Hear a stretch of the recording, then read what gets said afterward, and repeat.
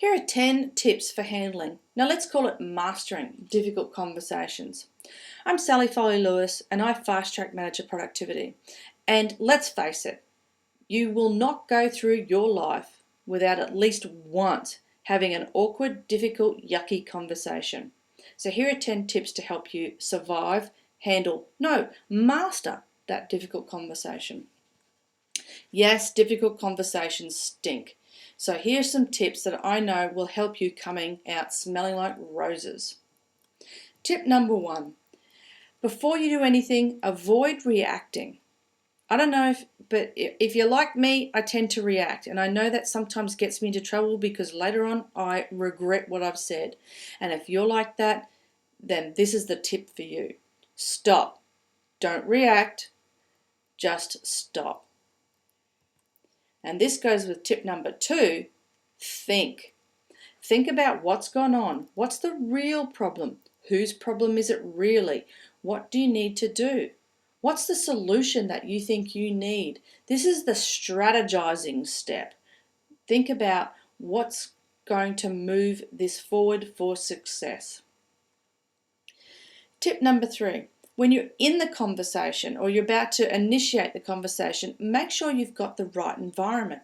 This slide obviously tells you what not to do.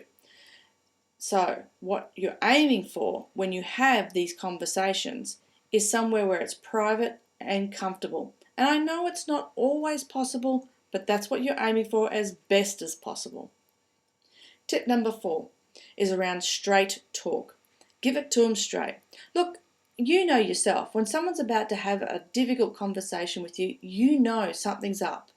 So get to the point. Okay, don't beat around the bush, don't dance around the issue. Straight talk. Now, straight talk is not aggressive talk. It's just getting honest, open, and direct to what the issue is. Tip number 5. I don't know about you, but I hate being talked down to like I'm a baby. And I'm pretty sure lots of other people don't like it as well. So here, adult to adult. We can be adult about this. This is the problem. We need to make a resolution. That's the way we need to approach it. No baby talk, adult to adult. Tip number 6. Keep an eye on your body language. What is your body language saying to the other person? Just make sure you're not coming across as being aggressive or defensive or closed. We want to encourage an open dialogue. We want to encourage the other person to feel comfortable to open up and to work with you to a solution. So make sure your body language matches that.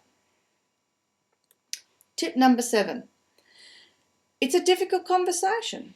Therefore, people are going to react. And that's normal. That's human. Everyone has their own way of dealing with things.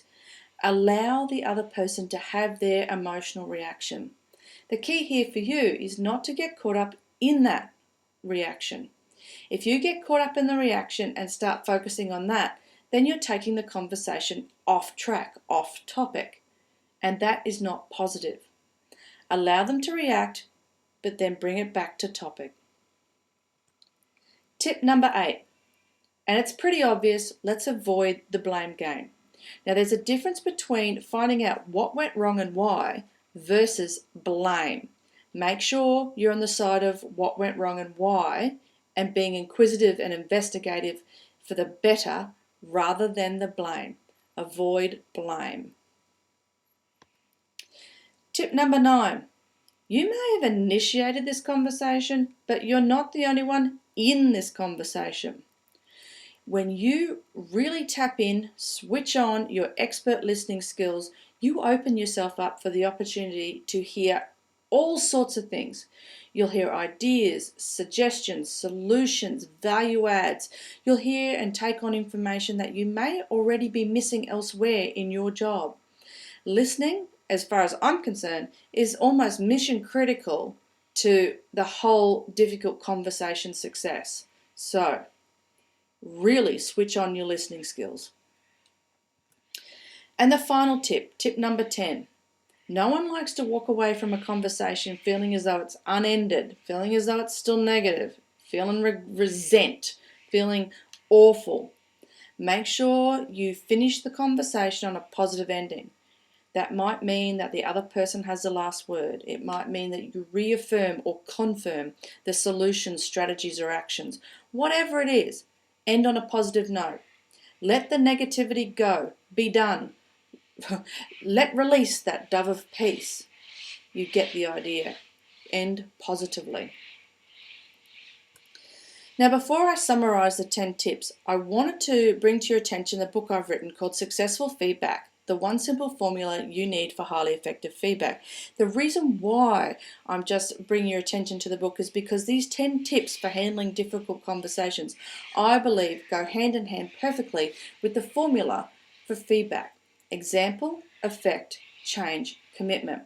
When you bring those 4 aspects together into a successful feedback, you ensure that the other person understands what's going on. They understand the impact that has on others. They move forward with change and action, and there's a commitment to that. This book, Successful Feedback, it's short, it's sharp, it's to the point, it cuts through straight to what you need to know. It tells you what skills you need to engage in, and it gives you clear, real-life examples or case studies where the formula has been used, both in giving supportive feedback, so praise, in giving corrective feedback, as well as when you're in a situation of having to receive feedback. This book needs to be on every manager's desk. It needs to be digested and shared. Get your copy today. So, let's get into the summary. 10 tips for mastering difficult conversations. 1. Avoid reacting. 2. Think and strategize.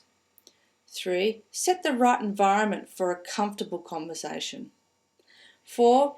Use straight talk. Get to the point. 5. Converse adult to adult. 6. Have open body language. 7. Allow others to have their reactions. 8. Avoid the blame game. 9. Listen and then listen some more. And 10. End positively. I hope you use these 10 tips and you implement them in your conversations, especially the difficult conversations. These are really important tips. They might sound basic to some, but let's get back to basics and really put them in place to make sure you have successful conversations. Connect with me. I am absolutely passionate about helping managers have the skills they need to be successful. They need to fast track their productivity and their team's productivity. It is mission critical for me that managers feel empowered to think and act successfully. I know, because no one wants to fail.